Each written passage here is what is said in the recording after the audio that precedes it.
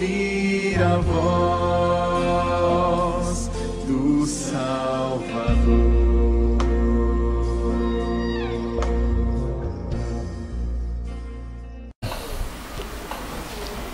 Então, irmãos, nós estávamos ontem iniciando esse assunto.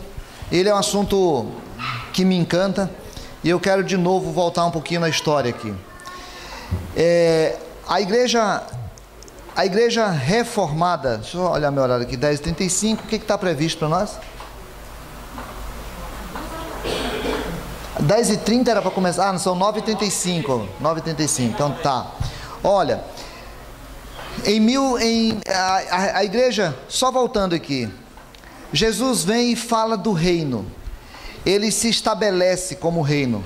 Agora de manhã a gente lê um texto muito bonito aí em Apocalipse, onde Deus fala, aliás, alguém lê lá Apocalipse 1, 5 e 6, podia reler, foi lido agora de manhã, mas a gente podia reler, Apocalipse 1, 5 e 6,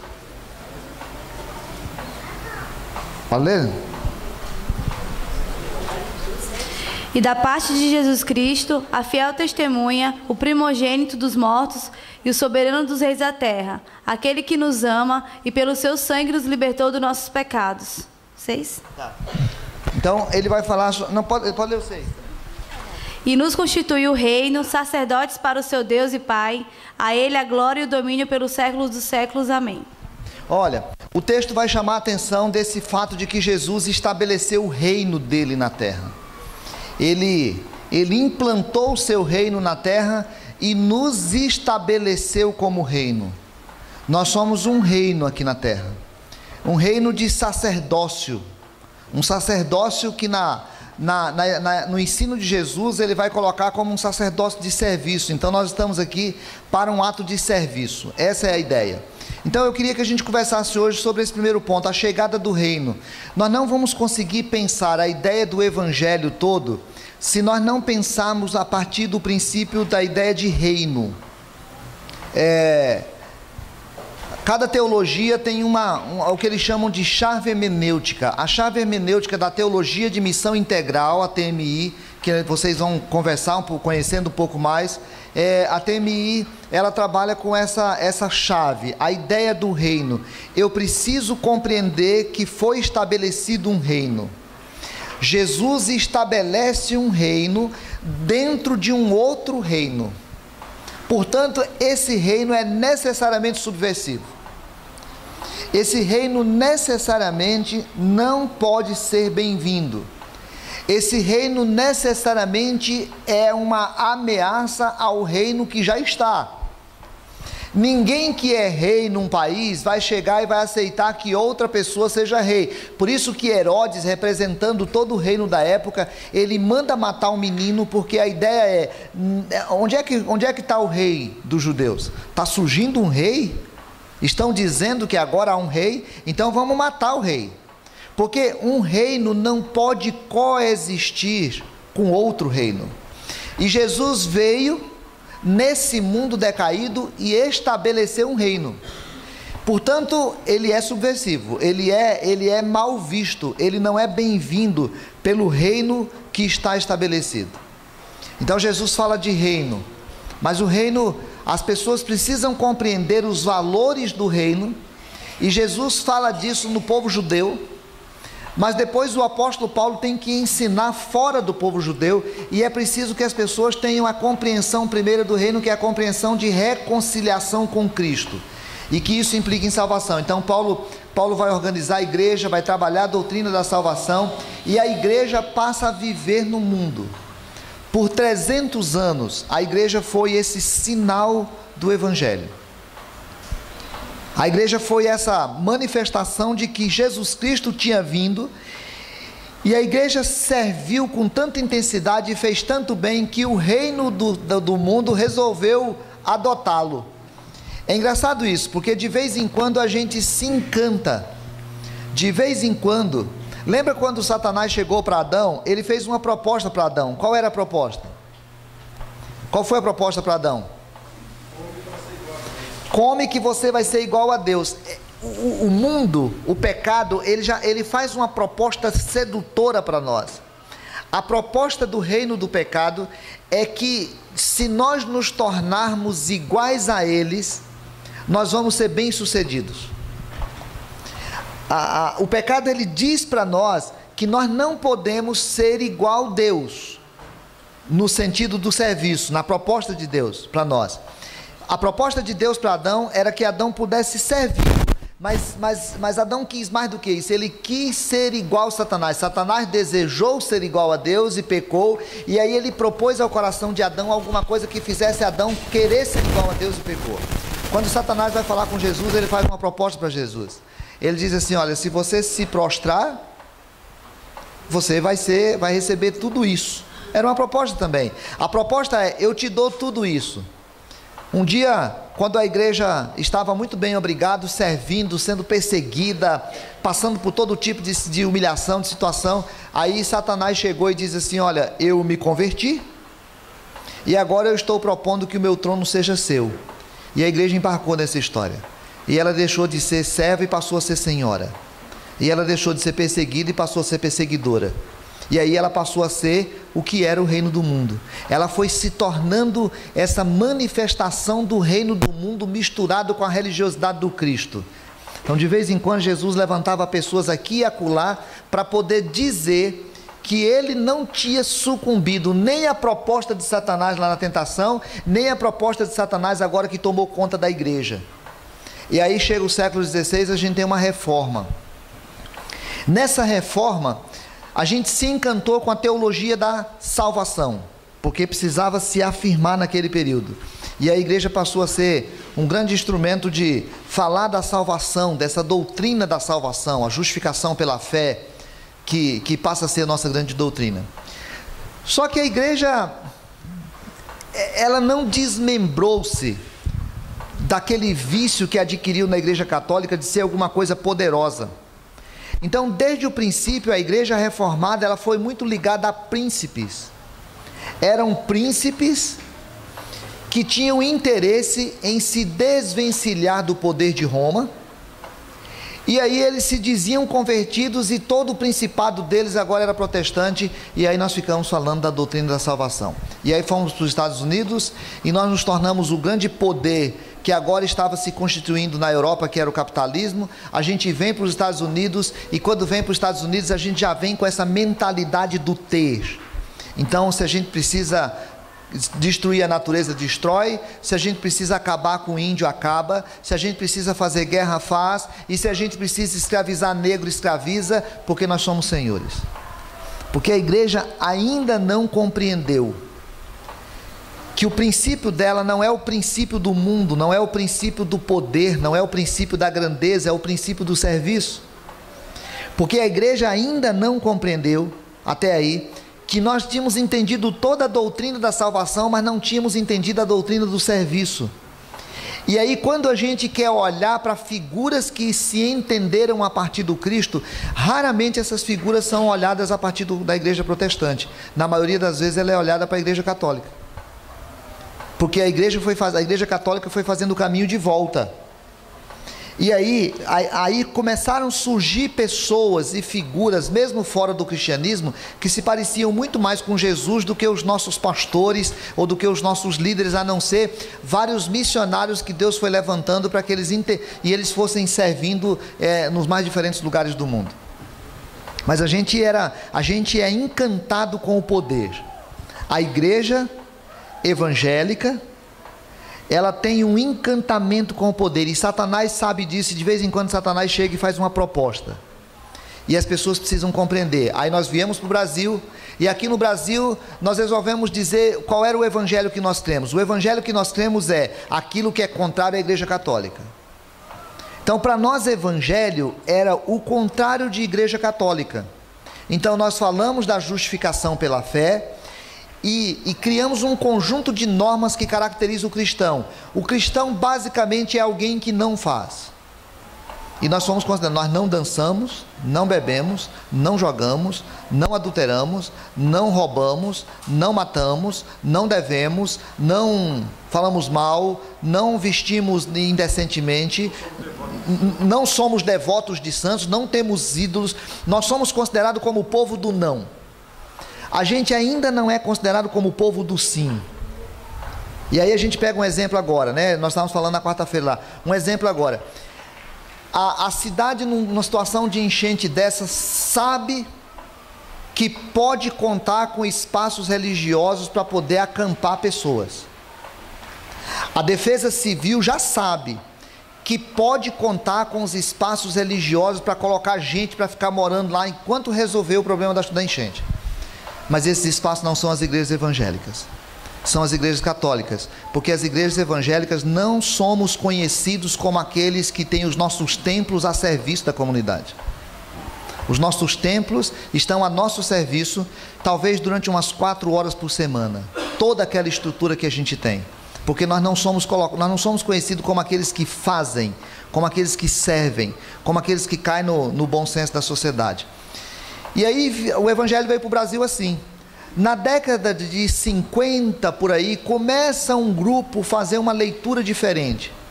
Isso influenciado pelo Concílio Vaticano II, da Igreja Católica, que começou a reinterpretar o evangelho, e isso de alguma maneira chega também nas igrejas evangélicas. E aí, em 1967, um pastor presbiteriano chamado João Dias de Araújo, esse pastor, ele, irmão do reverendo Joás Dias de Araújo, que é um grande pastor que a gente teve depois ainda na igreja presbiteriana. Esse cara começa, junto com outros irmãos, eles começam a reinterpretar essa lógica do evangelho, não a partir de Paulo, mas a partir do Cristo. E quando vai se reinterpretar a partir do Cristo, começa a ter uma outra compreensão de evangelho. Aqui na América Latina toda isso começa a acontecer, e começa a ter o concílio de Puebla, por exemplo, que é um concílio onde já começa a se discutir algumas coisas desse nível. Em 1974 foi convocado um congresso mundial da igreja evangélica. 2 grandes líderes, um líder americano chamado Billy Graham, e um líder inglês chamado John Stott. Eles tinham muita influência sobre o mundo evangélico e trabalharam e ajuntaram gente do mundo inteiro para fazer um congresso. As igrejas fortes estavam na Europa e nos Estados Unidos. Então eles fazem um congresso lá em Lausanne, na Suíça, que é o grande congresso de igreja evangélica. Já tinha sido tentado em 1910 lá na Suécia, mas não pegou muito, e agora em 1974 eles conseguem esse outro.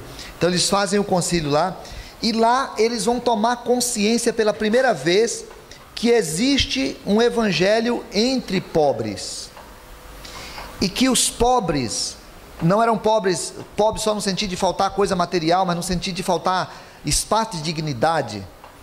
Eles começam a reinterpretar, quando olhavam o Velho Testamento nos profetas, todas as vezes que os profetas iam falar, eles falavam assim: vocês estão praticando injustiça entre vocês, e a injustiça é alguma coisa contrária a Deus. Então, se você tiver a curiosidade de olhar no Velho Testamento, o Velho Testamento vai falar basicamente de 2 coisas, vai falar de idolatria e de injustiça. E essas pessoas começam a olhar os profetas que chegavam na cidade e denunciavam os pecados da injustiça e da idolatria. E aí eles começam a reinterpretar o evangelho a partir de Jesus, e começam a olhar que existiam sul-americanos e africanos.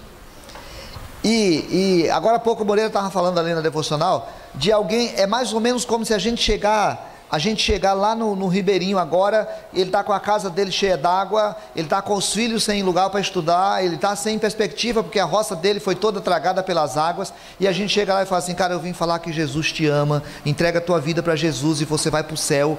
O cara está pouco se lixando com o céu, cara, porque ele está pensando no filho dele agora, ele está pensando no céu. E o evangelho não pode ser só aquilo que diz você vai para o céu. O evangelho é alguma coisa mais do que isso. Então eles chegam à conclusão de que é preciso se repensar aquilo que nós chamamos de evangelho.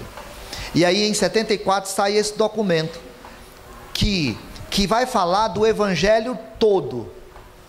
E aí são criadas as bases para aquilo que foi chamado depois de teologia da missão integral.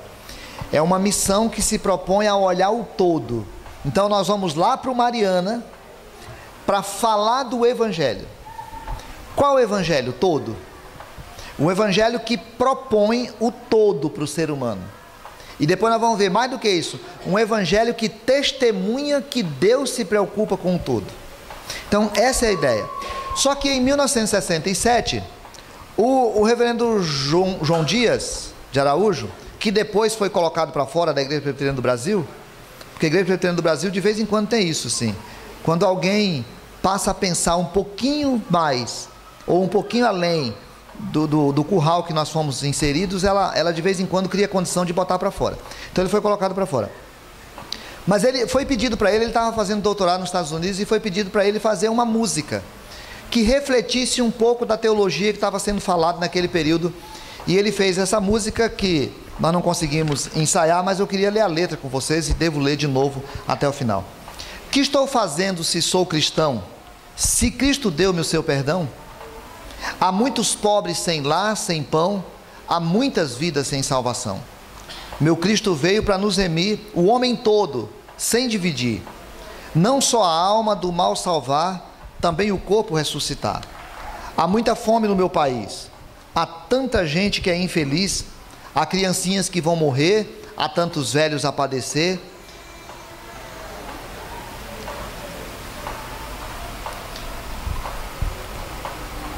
Milhões não sabem como escrever, milhões de olhos não sabem ler.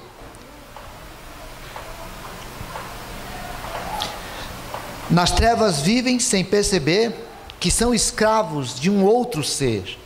Que estou fazendo se sou cristão? Se Cristo deu-me o seu perdão. Há muitos pobres sem lar, sem pão, há muitas vidas sem salvação. Aos poderosos eu vou pregar, a todo homem vou proclamar que a injustiça é contra Deus e a vil miséria insulta os céus. Veja, ele vai falar disso em 67, em 74, 7 anos depois, num congresso mundial, as pessoas vão trabalhar esse conceito de que Deus fala de um evangelho para o homem todo, sem dividir esse homem. Quando nós fomos lá na África, e aí a gente entra em contato com uma realidade que não dá para comparar. As pessoas falam de pobreza no Brasil, não dá para comparar. E aí quando você chega lá e vê aquelas pessoas naquele estado, e você fala assim, eu vim aqui evangelizar. O que é evangelizar na África? Uma coisa é evangelizar na Europa. Uma coisa é evangelizar no Rio Grande do Sul. Outra coisa é evangelizar no interior do Piauí, do Maranhão, do Ceará, ou do interior da África. Então, o que é evangelho? Essa noção de evangelho tem que ser revista dentro da nossa cabeça. E aí surgiu então a teologia da missão integral. Também desse período surge uma teologia que me influenciou muito, que é a teologia da libertação. Eu fui muito envolvido pela questão da teologia da libertação, mas a teologia da libertação ela tinha um problema. Ela falava do pecado social, ela não falava do pecado individual. Ela falava da libertação para a terra, mas não falava da libertação para o céu. Ela falava de uma justiça que se estabelecia aqui, mas não falava de uma eternidade em Cristo. Então ela acabou se perdendo pelo caminho um pouquinho aí, e aí a teologia da missão integral vem clarear melhor para a gente isso. Bom,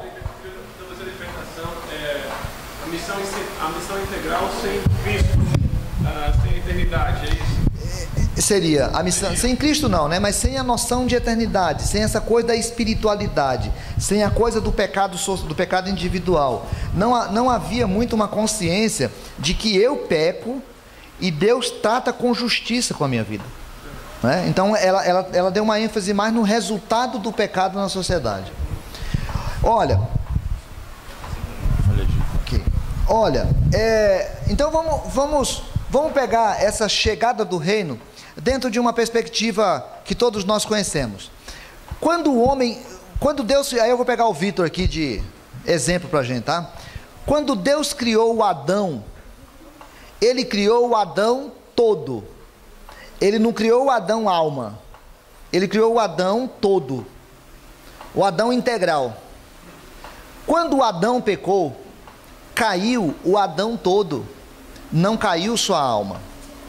Porque ele se tornou pecador e ele cria uma desarmonização.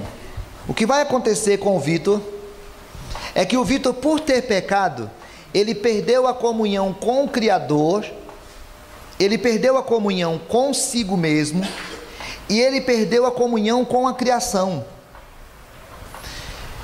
O pecado, irmãos, afastou o Vitor de Deus. Esse é o problema do Vitor. E o Vitor precisa ser salvo urgentemente. O Vitor precisa ser salvo urgentemente. Por isso Jesus Cristo veio na cruz. Obrigado, Janos. É porque eu falei Júnior. É porque eu acho você e o Júnior presbítero muito parecidos, de onde vem quando eu... O bigodinho, né? Olha, quando o homem pecou, ele perdeu a comunhão com o Criador e ele precisa dessa comunhão urgentemente. Quando ele pecou, ele criou uma desarmonia para si mesmo e ele criou uma desarmonia com a realidade onde ele estava inserido, que Deus o colocou na terra para fazer o quê? O que era para o Adão fazer na terra? Administrar a terra, cuidar a terra. Algumas pessoas leem o dominai da nossa versão anterior como sendo: agora você pode esculhambar com a terra. Então eu vou colocar a terra na tua mão e você fica à vontade, esculhambe com ela, porque você é o dominador dela. As pessoas não entendem que naquele instante ele foi colocado para ser o administrador da terra. A terra de quem? De Deus. A terra para quem? Para Deus. O homem ia desfrutar do paraíso nesse sentido de cuidar da terra, mas a Bíblia vai dizer que ele pecou. Se ele pecou, ele perdeu a comunhão com o Criador e ele perde a noção do seu papel. Irmãos, isso é muito importante para nós. Essa é a história do mandato cultural. Isso é muito importante para nós. Nós fomos colocados na terra para administrá-la para a glória do seu Criador. A terra não é uma propriedade minha, a terra é uma propriedade do céu. Eu não faço da terra o que quero, eu faço da terra aquilo que glorifica o Pai. E o Pai cria a terra para que a humanidade viva bem, para que a humanidade viva harmoniosamente. Mas o pecado fez com que eu perdesse essa noção. E aí o Vitor vive na terra para ele. E aí o Vitor administra a terra do jeito que ele acha que é bom para ele, porque ele não tem a consciência da terra como algo de Deus, por Deus e para Deus. E a Bíblia vai dizer depois em Colossenses que nele tudo subsiste, em Cristo tudo foi criado e tudo subsiste. Bom, mas tem um outro efeito que vai acontecer. Gênesis 3,17, alguém leia por favor, e outra pessoa abre Romanos 8, 19, 22. Gênesis 3,17.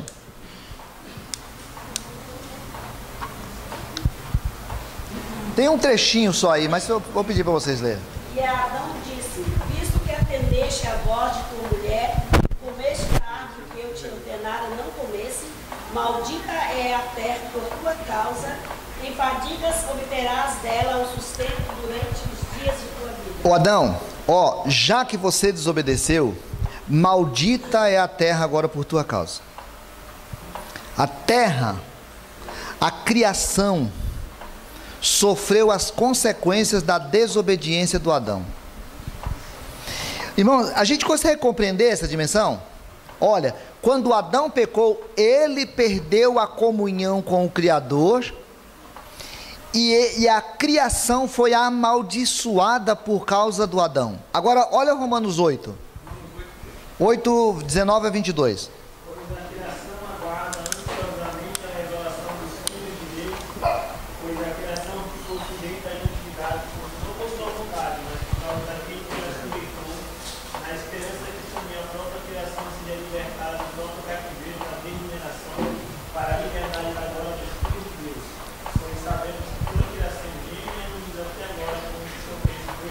Olha, a criação toda está gemendo e esperando o dia da redenção, porque toda a criação foi corrompida, não por causa de si mesma, mas por causa daquele que a sujeitou. O que nós temos é um mundo que experimentou o caos por causa do pecado. Então, o Vitor perdeu a comunhão com o Criador, o Vitor perdeu a comunhão com a criação, porque logo depois ele está com vergonha da própria mulher. O Vitor perdeu a comunhão consigo mesmo, porque agora ele está corrompido pela culpa, pelo peso da culpa. O Vitor foi expulso da presença de Deus, porque o paraíso não é apenas um lugar geográfico, é um estado. E todo o espaço onde o Vitor estiver agora é um espaço amaldiçoado, sofrendo as consequências do pecado dele. E agora tanto o Vitor como toda a criação está esperando o dia da redenção. O versículo que a gente viu anteriormente, ele traz uma dimensão, às vezes quando a gente fala assim, a criação, só, também genérico, mas para a gente ter ideia de como o rompimento ocorreu corporeamente, o homem, por exemplo, passa a ter que trabalhar, a mulher, quando vai parir, passa a sentir dor. Ou seja, Deus poderia falar assim: nossa, Adão, nós rompemos o nosso laço somente espiritualmente. Então você fica aí de boa, você agora, sei lá, morre, mas não, ele sofre consequências diretas. Para a gente ter uma noção de como o pecado, ele cria efeito material. E quando Jesus, como a gente vai trabalhar em cima da missão integral, a proposta é reconectar espiritualmente, mas reformular o material. Porque o pecado rompeu as duas coisas.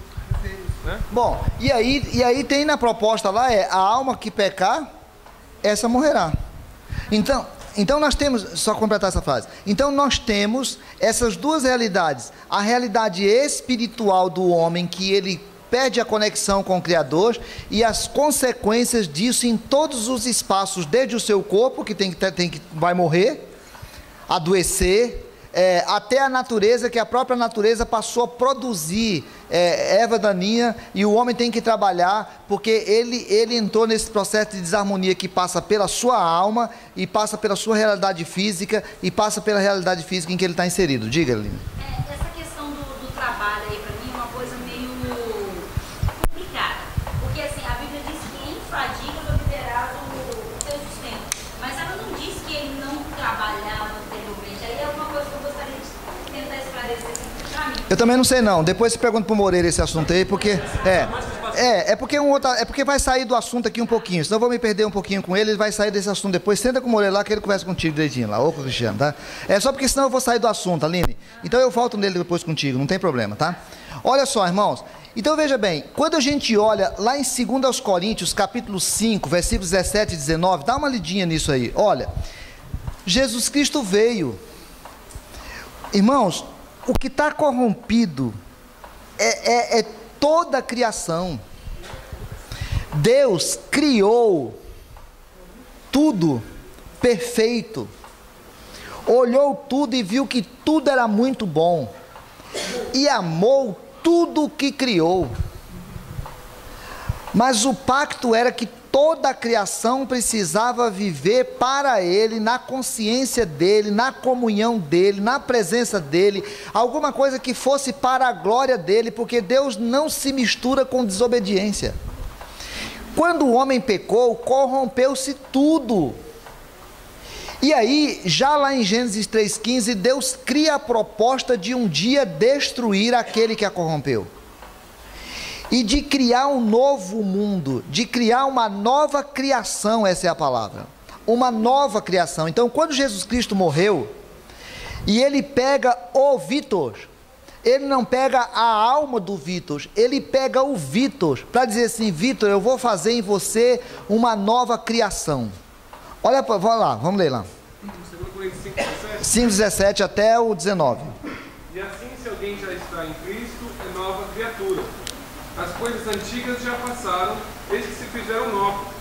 Ora, tudo provém de Deus, que nos reconciliou consigo mesmo por meio de Cristo, e nos deu o ministério da reconciliação, a saber, que Deus estava em Cristo reconciliando consigo o mundo, não imputando aos homens as suas transgressões, e nos confiou a palavra da reconciliação. Então, se agora alguém está em Cristo, é uma nova criação. A gente olha uma criatura e não entende essa palavra como sendo uma outra criação. Jesus começa o processo da criação, por isso o apóstolo Paulo vai chamá-lo de primeiro Adão, aliás, de segundo Adão. Agora se inicia uma nova era na história da criação. Começa um processo de um reino que já chegou, que ainda não se completou, mas que já está aqui. desculpa, eu vou usar a expressão no sentido contrário, tá? Mas ela já está aqui corrompendo, no sentido de destruindo essa criação que tem para se fazer de novo. Quando os apóstolos estavam chegando no lugar lá, eles dizem assim, olha, aqueles que estão fazendo o quê? Quem lembra? Aqueles que estão transtornando o mundo, estão chegando aí. Eram aqueles que estão virando o mundo de cabeça para baixo, eles estão chegando aí. A nova criação que Deus faz através da vida do Vitor, e ele coloca aqui para dizer assim, Vitor, presta atenção, cara, você não está aqui para fazer igual à velha criação, você está aqui para fazer o contrário da velha criação, e você faz isso com essa consciência de que você foi reconciliado com o Pai, e foi dado a você o ministério da reconciliação, porque você precisa compreender que Deus estava em Cristo reconciliando consigo mesmo o mundo. Deus estava recomeçando o processo de comunhão dele com a terra, a partir da obediência de um povo, que se estabelece na obediência do Cristo. Então, deixa eu olhar o horário aqui, senão eu estou perdendo o dia, estou empolgado aqui, vou perdendo a... Ok, então veja bem, agora era preciso que eles entendessem isso. Foi estabelecido um reino eterno, nós vimos ontem. Foi estabelecido um reino eterno. Chegou o rei, um rei que chegou como sendo Senhor, o Kyrios, que nós vimos ontem. Ele chegou como sendo o Senhor. Nem todo mundo tem consciência de que ele chegou. Nem todo mundo tem consciência de que o reino chegou. O mundo consegue já entender que Jesus veio, ou que Jesus nasceu, mas eles não conseguem entender que chegou um reino, e que o reino está estabelecido nessa realidade, e que o reino está transformando essa realidade, e que essa realidade continua corrompida pelo pecado, mas Jesus implantou um reino aqui dentro, e colocou cada um de nós como ministros, ou como sacerdotes, como a gente lê hoje de manhã. E aí ele ensina que a gente tem que aprender a fazer uma oração todo dia. A gente já falou sobre isso em outros instantes, mas eu queria que a gente pudesse lembrar isso. A oração do Pai Nosso não é que Jesus ensinou para a gente fazer a oração assim, Pai Nosso que está no céu, santificado, não é essa a ideia, né? Mas a ideia é que a nossa oração contenha esses elementos. Por exemplo, o elemento da consciência de que Ele é um Pai nosso, nós somos uma comunidade, nós somos uma eclesia, nós somos um povo de Deus. Um Pai nosso, que está no céu, Ele continua sendo o Senhor absoluto da história, que tem o seu nome separado e consagrado como sendo o nome acima de todos os nomes, e que a gente diz assim, Senhor, eu quero que hoje o Teu reino continue vindo sobre a minha vida, e amanhã eu vou orar de novo, Senhor, eu quero que o Teu reino continue vindo sobre a minha vida, porque o reino, ele foi implantado, mas não está terminado.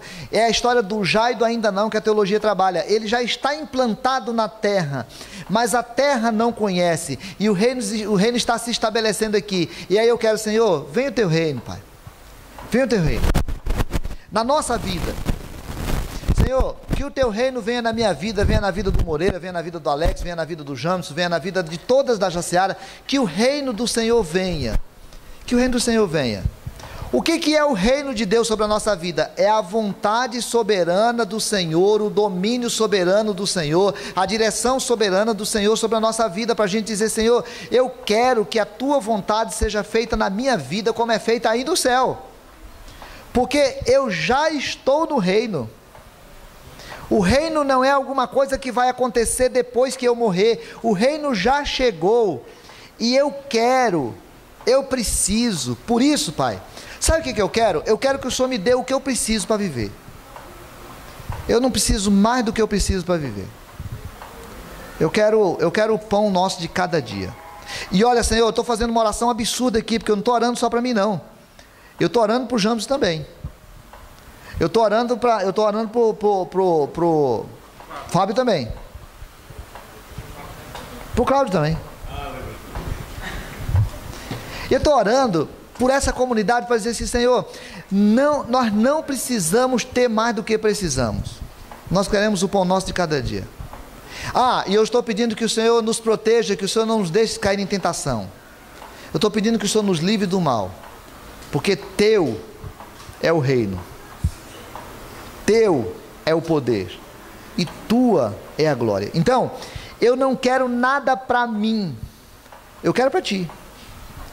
Porque eu fui inserido no reino e eu fui restaurado na comunhão contigo e eu estou entendendo que voltei à situação do Adão, que ainda não sou perfeito, mas estou aqui na terra agora como um agente do reino. Pronto, e agora nós estamos aqui. Aí lá no começo, quando os cristãos viviam ainda prostritos, e eles faziam um peixinho em algum lugar, para poder um olhar para o outro e falar, opa, ali está um irmão meu, coitado, provavelmente vai morrer, porque ele está num mundo em que o sucesso para ele é alguma coisa muito difícil. Para ele ter sucesso, ele vai ter que dizer não para o reino desse mundo. Para ele ter sucesso, ele vai ter que dizer não ao rei. Para ele ter sucesso, ele às vezes vai ter que encarar alguém na frente dele e vai dizer assim, César é o Senhor, ele vai dizer não, Jesus é o Senhor. Não pode, você só pode ter um rei. E aí Jesus fala, você não vai poder servir dois senhores, não é possível servir dois senhores. Você é o rei que está aqui e o Evangelho fez uma mudança na tua história. Efésios 2, 14, 16, eu vou pedir para a gente ler, Efésios 2, 14, 16. Então, o Evangelho chegou na vida do Vitor. 2, 14, 16, Vitor. Porque ele é a nossa paz, o qual de ambos fez um. E tendo derribado a parede da separação que estava no meio, a inimizade, aboliu na sua carne a lei dos mandamentos na forma de ordenanças, para que dos dois criasse em si mesmo um novo homem, fazendo a paz, e reconciliasse ambos em um só corpo com Deus, por intermédio da cruz, destruindo por ela a inimizade. Olha, quando Jesus chega nesse reino, ele estabelece o princípio da paz. A paz do Vitor com Deus. Ele agora não está mais em desarmonia com Deus, ele tem comunhão com o Criador. A paz do Vitor com o próximo, porque foi derribado o muro da inimizade. Eu agora não preciso mais olhar para o outro como alguém inimigo meu, como alguém a quem eu vou me afastar, pelo contrário. E a paz com a criação. Ele entende que a criação é de Deus, e ele está aqui agora para cuidar da criação. Nós estamos aqui porque nós fomos inseridos no reino que restaura a proposta de Deus ao Adão. Nós estamos aqui para viver na terra de tal maneira que o Criador seja glorificado, de tal maneira que o Criador seja exaltado na nossa vida. E aí Jesus, o Evangelho é Jesus, Jesus o Rei, Jesus o Cristo, Jesus o Senhor, vem e vive, só isso. Se alguém quiser saber como é que o Adão vivia, é só olhar para Jesus. A gente sabe muito pouco da vida de Adão, é só ler o Evangelho. Quando a gente lê os Evangelhos, a gente vê como é que o Adão vivia, qual era a perspectiva do coração do Adão, e Jesus vive daquele modo para que a gente possa aprender. E aí ele dá um conjunto de ensinamentos, inclusive, além de todo o exemplo de vida dele, ele dá um conjunto de ensinamentos em Mateus capítulo 5, 6 e 7. Mateus capítulo 5, 6 e 7, o Senhor Jesus vai estimulando o seu povo a como é que ele quer que esse povo viva no reino. Aí tem hora que a gente fala, cara, não dá, porque Jesus fala umas coisas lá que não tem nada a ver. Jesus fala, por exemplo, não acumuleis tesouro na terra, mas sim os tesouros no céu. Não sirva dois senhores, às riquezas e ao Senhor. Se o teu inimigo fizer você andar 1 milha, anda 2, cara. Se o teu adversário for lá e roubar a túnica, dá a capa também, vai na paz, cara, ó, vai lá. Se o teu adversário, aquele cara que fica disputando espaço com você no carro, né, eu tenho pavor de caminhonete. Caminhonete é um negócio grande, né? Ele chega e vai entrando na frente da gente, assim, ele acha que porque é a caminhonete ele pode. O motoqueiro fala a mesma coisa da gente de carro, né? Jesus fala, bicho, deixa aí, cara. Quer passar? Vai, cara, vai na paz, vai embora. E aí, ele vai pensar que ganhou de novo. Ele vai lá na frente e falar, cara, tá vendo como é que eu sou poderoso? E Jesus fala, é assim mesmo, eles pensam que primeiro é os que chegam primeiro. Na perspectiva do reino, primeiro é o que chega por último. Então fica de boa, cara, deixa o cara aí. Aí Jesus vai falando umas coisinhas meio bobas, não é? Meio bobinhas assim. Ele vai falando, olha, se o cara te bater na tua face direita, a esquerda também, cara. Bicho, tudo bem, olha, tu tá precisando ganhar, ganha. Tá precisando ganhar, ganha. Uma vez nós fizemos um futebol aqui, muito interessante. Não pegou, não sei porquê. Mas a proposta era assim, aqui fica uma disputa muito grande por causa dos times que estão fora, doido para entrar, né? E aí nós combinamos aquele dia que assim, ia ficar quem perdia. Foi um desespero. Porque mexe, a gente disputa para ganhar. Como é que agora ganhar vai ser perder? Então assim, eu vou fazer o gol, não vou fazer não. Porque se eu fizer, eu vou sair. E aí Jesus está falando, é assim mesmo. É essa compreensão que eu quero que vocês tenham no mundo. Eu não convido vocês para serem os maiores. Eu convido vocês para serem os melhores. Eu convido vocês para que vocês tenham um padrão de ética que é diferente do padrão que o mundo tem, porque vocês são alcançados pelo reino. E aí Jesus, ele vai viver de um modo, ele vai viver de um exemplo para mostrar para nós que ele é o Senhor. Nós estamos seguindo apenas o Senhor do universo. Nós somos súditos do rei. As pessoas às vezes falam assim, você é filho do rei, você pode ter todas as coisas. Não é isso não, irmãos. Você é filho do rei, você pode ser todas as coisas que o rei é. Quem tem o princípio de um reinado, que a pessoa é vista pelo tanto que tem, é Satanás. Por isso que Satanás chega para Jesus e fala, se você se prostrar, eu te dou tudo isso. Porque Satanás pensa que ele tem. Jesus fala que nós somos filhos dele para sermos aquilo que ele é. Então o reino chegou. Eu fui alcançado pelo reino. Estou aqui agora. E eu vou demonstrar o reino. É o que nós vamos pensar amanhã e depois. Eu vou demonstrar o reino. Eu sou chamado para demonstrar o reino. E aí eu vou olhar como Jesus olhou, eu vou andar como Jesus andou, eu vou amar como Jesus amou, eu vou sorrir como Jesus sorria, e ao chegar o fim do dia, sei que eu dormiria muito mais feliz. Se eu parar para entender que fui colocado aqui, eu fui colocado aqui para ser um testemunho de que o reino chegou, e o reino é Jesus, e eu sou servo de Jesus, e o meu reino não vai começar no céu, já começou, e quem estiver esperando começar no céu, está perdendo grande parte da bênção da comunhão com Deus.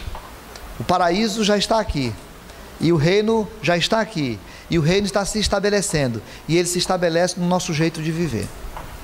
Que Deus abra a nossa mente para a gente compreender toda a dimensão do amor dele. Que a gente entenda o evangelho todo. Não é o evangelho do Deus criou, você é pecador, Jesus Cristo morreu na cruz e você vai para o céu. É mais do que isso.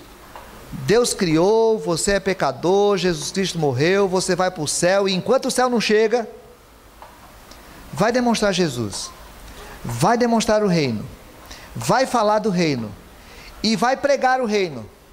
E aí pregar o reino, o ano passado nós falamos indo e pregando. Pregar o reino é a caminhada, pregar o reino é o exercício, pregar o reino é o viver. Pregar o reino é o demonstrar. Por isso, quando João mandou perguntar para Jesus, João Batista mandou perguntar para Jesus: é você mesmo o Messias?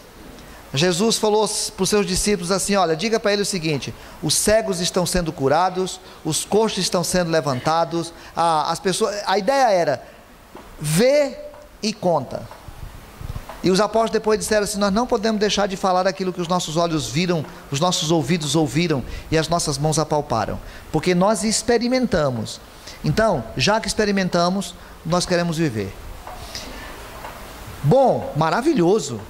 Fácil? Muito difícil. Muito difícil. Por isso que Jesus fala: se alguém quer vir após mim, pegue a sua cruz. Mas você só vai conseguir pegar a sua cruz se você negar a si mesmo. Se alguém quer vir após mim, negue-se a si mesmo, tome a sua cruz, e aí vem. E aí a gente vai sair demonstrando o Evangelho, onde a gente for. Que Deus te abençoe. Vamos orar?